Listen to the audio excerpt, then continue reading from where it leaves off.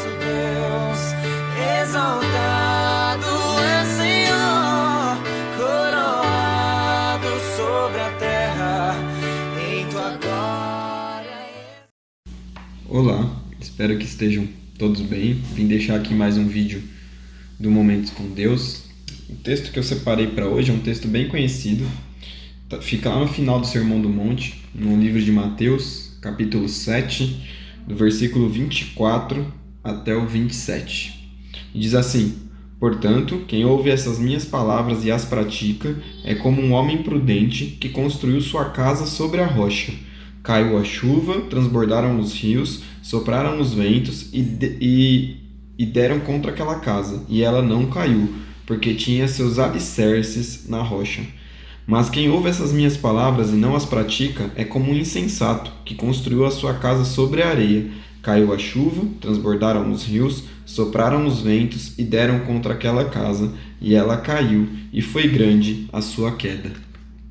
Esse texto é um texto bem conhecido, e normalmente a interpretação mais conhecida deles é quando a gente desenha a imagem das duas casas na nossa cabeça, a gente tende a pensar que o prudente construiu a casa sob a rocha, num andar, num patamar mais alto do que o insensato que construiu na areia.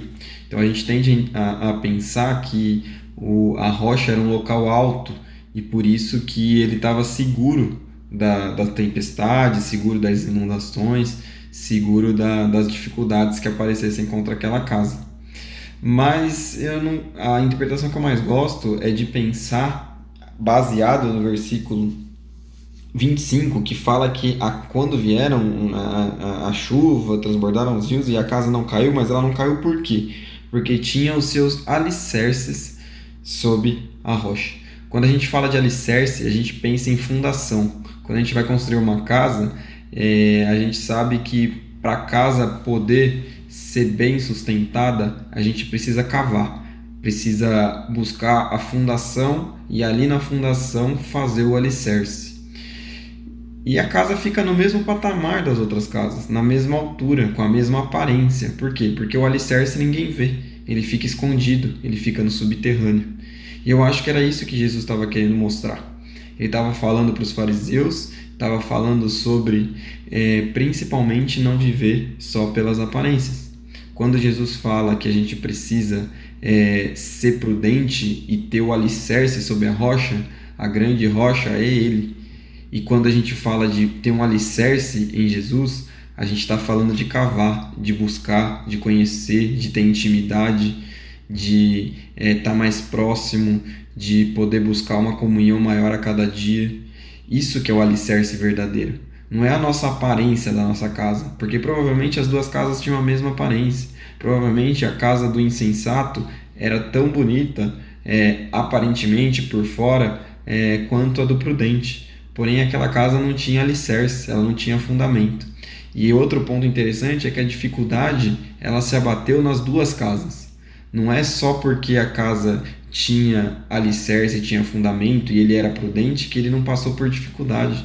Em nenhum momento Jesus e a Bíblia nos exime de passar por dificuldades.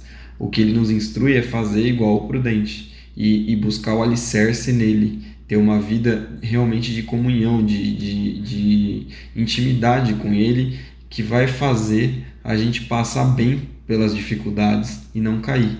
Se a gente viver uma vida só de aparência, só por fora, sem intimidade, sem profundidade com Jesus, ele mesmo chama a gente de insensato, que quer dizer louco. É louco viver só de aparência. Então, por quê? Porque quando vier a primeira dificuldade, tudo aquilo vai desmoronar. Então, que a gente possa fazer como prudente, buscar uma vida de intimidade, colocando o nosso alicerce, que ninguém vê, que é nosso interior, que é o nosso momento com Deus, a nossa intimidade, sob a rocha que é Jesus. Que Deus abençoe todos vocês.